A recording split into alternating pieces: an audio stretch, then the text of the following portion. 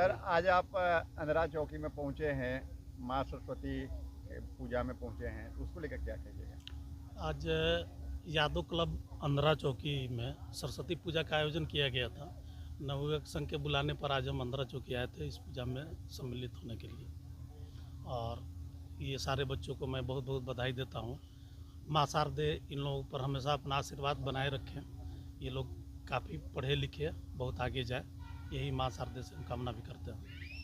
Sir अब तो माता सरस्वती जी की भी पूजा हो गई, लेकिन अब विक्रम में विधानसभा के लेकर हलचल चल रहा है। जैसे मैं सुनने में आ रहा है कि कभी आरजेडी का सीट लेकर आ रहे हैं आप, कभी सुन रहे हैं कांग्रेस से आ रहे हैं, तो क्या इस पे क्या कहिएगा?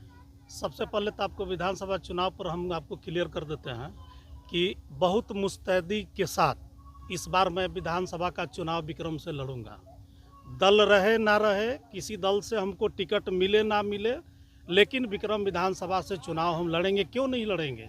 सारे लोगों की अपनी अपनी दावेदारी है, सारे समाज का लोग अपना अपना दावेदारी कर रहा है। हमारे जादव समाज का लोग भी जो है, आज अगर विक्रम में देखा जाए तो सेकेंड लीड, अगर वोट के हिसाब से देखा जाए तो सबसे ज़्यादा हम मजबूत स्थिति में हैं। हमारे पास वोट है, हमारे पास दलित है, महादलित है, पिछड़ा है, अति पिछड़ा है। इतना बड़ा साम्राज्य लेकर के हम यहाँ हैं, और चुनाव क्यों नहीं लड़ेंगे? चुनाव हम दावे के साथ लड़ेंगे, चाहे कोई आए कोई जाए। विधानसभा चुनाव में लड़ूंगा और दावे के साथ आपको कहता हूँ कि चुनाव जीतूंगा भी। सर आखिर निर्दलीय आइएगा ये जैसे कांग्रेस करिए कि यदि हमारे प्रतिनिधि जाएंगे, और आप कह रहे हैं कि हम आरजेडी से आएंगे, तो आखिर किससे आएंगे? आप पटना में बैठ करके हमारे विधानसभा का भविष्य नहीं तय कर सकते हैं। आपको जमीन पर आनी पड़ेगी। आप पटना में बैठ के हमारे विधानसभा का नहीं तय करेंगे कि आपको कौन किसने कहाँ पर सेट किया, बैठा दिए। ये इस बार विक्रम में नहीं चलेगा। हमारा खास करके जादव समाज में, अपने जादव समाज के लोगों से भी कहना चाहता हूँ, अब समय आ गया है, अब जाग जाइए।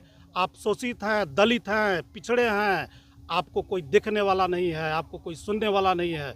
बल्ली यादव आपके बीच में आया है, आपको देखेगा भी, आपका आंसू भी पूछेगा, आपका सर पर हाथ भी रखेगा। आप भी बल्ली यादव के सर पर आशीर्वाद दीजिए। कांग्रेस का यहाँ सिटिंग सीट है, तो कैसे छोड़ देगी अपना सीट? किस आधार पर आपने तय किया था? ये आप पटना में बैठ के तय करते हैं, राजधानी में। किस आधार पर? कांग्रेस का क्या को कैडर वोट है यहाँ, जरा हमको बता दीजिए। वोट हमारा राज आपका, ये नहीं चलेगा। आप किसके वोट पर? 2 बार से जीत रही है ना? आप किसके वोट पर आप बात कर रहे हैं? 2 बार वो पर्टिकुलरली उस प्रत्याशी का अपना इंडिविजुअल वोट था, पार्टी का नहीं था। बात समझ गए? किसके वोट पर आप? वोट हमारा यादव का है, हमारा पिछड़ा का है, अति पिछड़ा का है। किसके वोट पर आप चुनाव लड़ेंगे? किसके वोट पर आप टिकट का बंटवारा करेंगे? वोट हमारा है, राज आपका है, नहीं चलेगा, निर्णय आपका नहीं चलेगा। ये बल्ली यादव का ऐलान है।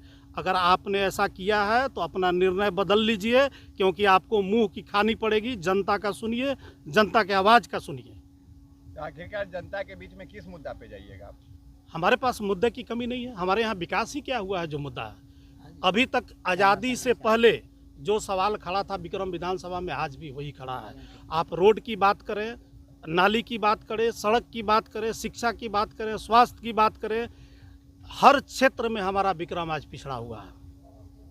पिछड़ा क्यों है? आखिर आप महागठबंधन के आप हैं, आरजेडी से हैं, तो महागठबंधन का पार्ट है, और हर बार यहाँ पर करीब हर बार महागठबंधन का जीता है। 3 बार अगर छोड़ दिया जाए तो फिर सब दिन तो महागठबंधन का है, तो फिर आप हमारे कार्यकाल में ऐसा नहीं है। हमारे महागठबंधन का जरूर रहा।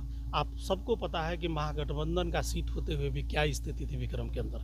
विक्रम में कौन प्रत्याशी थे, आपसे छुपा हुआ नहीं है। उन्होंने क्या किया, ये भी आपसे छुपा हुआ नहीं है। और इससे पहले अगर 2 बार छोड़ दिया जाए तो उससे पहले का भी आपको पीछे देखना होगा कि कौन कौन लोग थे। और जो लोग भी हमारे महागठबंधन में आए, महागठबंधन ने सहारा दिया, उन्होंने महागठबंधन को छोड़ के दूसरे दल में जाने का काम किया। सर आप कह रहे हैं कि विक्रम में विकास ही नहीं हुआ है, और बीजेपी से सिद्धार्थ सौरभ कह रहे हैं कि हमने तो पूरा गंगा के विकास की गंगा बहा दिया है विक्रम विधानसभा। देखिए, विधायक जी के बारे में आप सबको पता है, इसलिए हमको बहुत ज़्यादा उनके बारे में कुछ टिप्पणी करने की आवश्यकता नहीं है। ये आप मीडिया के भाई लोग हैं, आप लोग से किसी तरह का कोई चीज़ छुपा हुआ नहीं है विक्रम के अंदर। थोड़ा अंदर तो जाया करिए आप लोग, कभी अंदर जाइए, कभी आप लोग चलाइए, रोड की स्थिति को दिखाइए। कहिए तो सैकड़ों रोड, यही पैनापुर की बात करें, या आपका ये क्या नाम है, ये कौन सा है गाँव आपका वाला जो है, बेनी बिघा से सैदाबाद की बात करें या ऐसा सुंदरपुर चौटिया वाला रोड को देख लीजिए, ये सब सैकड़ों रोड है जिसकी क्या स्थिति है आज के डेट में, जर्जर हालत में है। तो बहुत सारा विक्रम में आप देख लीजिए, विक्रम की अगर बाज़ार की बात करते हैं, जहाँ पर कमर्शियल एक्टिविटी है, जहाँ से कुछ आर्थिक स्थिति होती है, लोगों का रोजगार जुड़ा हुआ है, विक्रम में क्या है, विक्रम में ना एक बस स्टैंड आज तक नहीं हुआ, या बहुत सारे चीज़ें, स्कूल कॉलेज की हालत देख लीजिए क्या है। सर एक चीज़ और, एक बात और है कि आपको यहाँ शर्मा भसारा है, वहाँ पे एक स्कूल है, उसके पेड़ के नीचे ही क्लास चलता है। मैंने वहाँ गया था, मैंने कवरेज भी किया था, लेकिन ये मैं पूछ रहा हूँ कि अगर आप आते हैं तो क्या उस स्कूल का दिशा और दशा बदलेगा? देखिए, हमारे पास इंफ्रास्ट्रक्चर डेवलपमेंट का प्लान है, हमारे पास विकास का सांचा है, विकास करने की क्षमता है।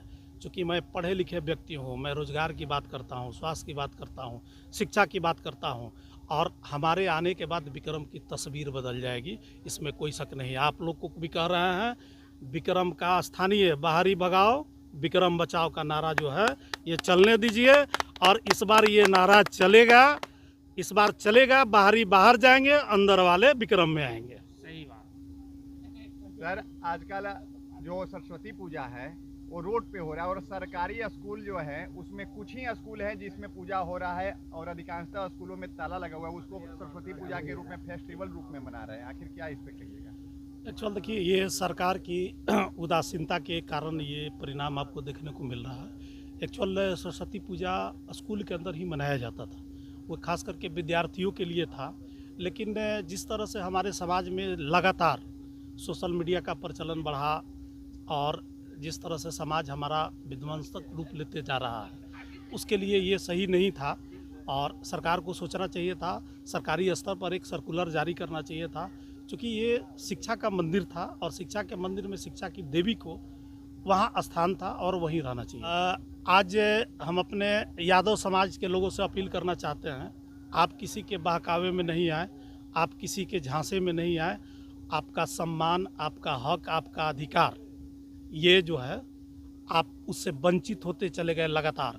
पिछले 20 साल से आपके पास वो सारा चीज़ है, आपके पास ताकत है, आपके पास वोट का अधिकार है, आपके पास संसाधन की कमी नहीं है, फिर भी चूँकि एक पॉलिटिकल नेतृत्व आपके पास नहीं है, जिस कारण से आप लोगों के बहकावे में, लोगों के झांसे में हैं।